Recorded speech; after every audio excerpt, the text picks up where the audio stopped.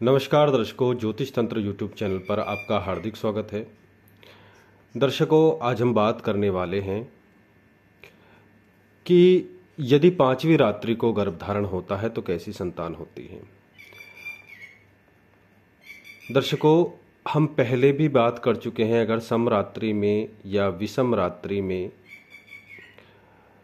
गर्भधारण होता है तो कैसी संतान होती है, पुत्र या पुत्री के विषय में भी हम बात कर चुके हैं। ठीक है, तो मेनली पुत्री के विषय में अब हमारी सीरीज चलेगी। पुत्र के विषय में काफ़ी हम वीडियो बना चुके हैं। ठीक है, ये जो वीडियो है ये टोटली एस्ट्रोलॉजी पर जो है बेस्ड है। ठीक है, सबसे पहली बात, अगर पांचवी रात्रि को गर्भधारण होता है तो पुत्री के जो योग है वो बनते हैं, यानी कि अधिक चांस जो होते हैं वो पुत्री के होते हैं। ठीक है, तो उसमें कैसी पुत्री होगी। बहुत से लोग जो है अपनी फैमिली को कंप्लीट करने के लिए चाहते हैं कि भाई उनके घर में भी एक लक्ष्मी स्वरूपा जो है पुत्री हो।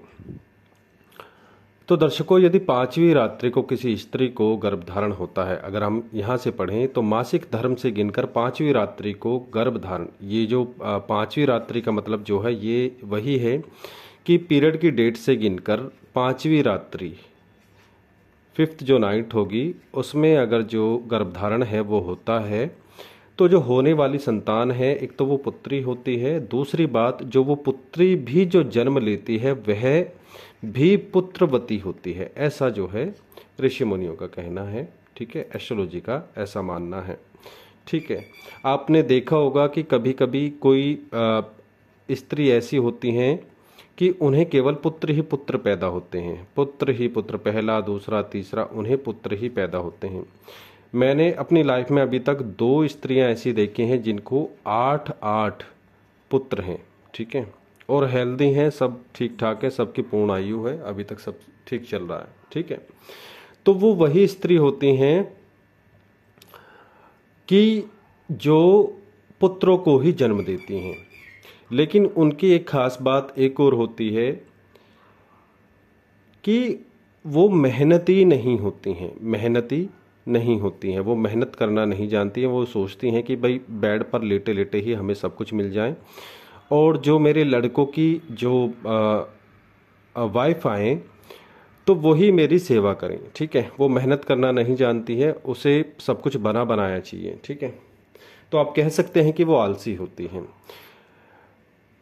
और जो जीवन का जो समय है वो कठिनता से व्यतीत होता है, क्योंकि आप समझ सकते हैं वह आलसी होती है।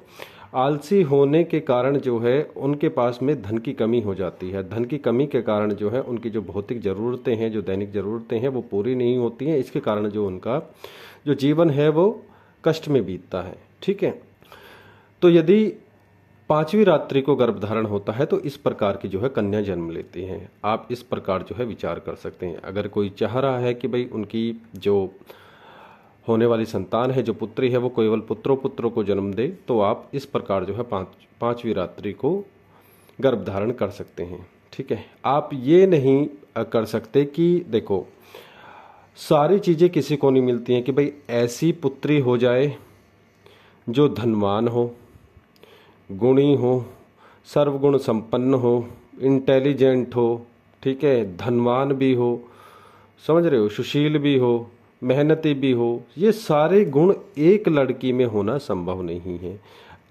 इसका जो हम निकालते हैं वो एस्ट्रोलॉजी के माध्यम से निकालते हैं, समझ रहे हो। और दूसरी बात ये होती है कि भाई जो आपकी कुंडली में जैसी संतान के योग होंगे वैसी संतान होगी। ठीक है, मान लो मंगल आदि के योग बन रहे हैं। ठीक है, मंगल का प्रभाव है, मान लो आपकी तीसरी संतान है और नवम भाव पे जो है मंगल आदि का प्रभाव आया हुआ है, तो देखो उसमें पुरुष के गुण होंगे। पुरुष के गुण मतलब मेहनत। ठीक है, वो बच्ची इमोशनल नहीं होगी, वो जो बेटी है इमोशनल नहीं होगी। ठीक है, गुस्सैल होगी, ठीक है, मेहनती होगी। तो ऐसे हर ग्रह के गुण आ सकते हैं। ठीक है, जहाँ पे शनि होंगे वहाँ पे देखो समृद्धि नहीं होती है। ठीक है, वहाँ पे केवल मेहनत मेहनत और थोड़ी व्यर्थ की मेहनत और दुख आदि आ जाते हैं। ठीक है, जहाँ पे सूर्य होते हैं वहाँ पे प्रसिद्धि होती है। ठीक है, और समाज के कल्याण के लिए कार्य होते हैं।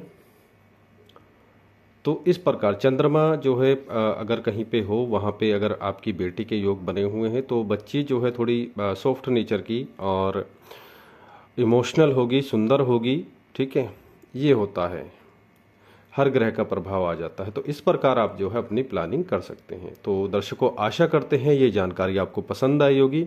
आप ऐसे ही जानकारियों के लिए ज्योतिष तंत्र को सब्सक्राइब कर सकते हैं।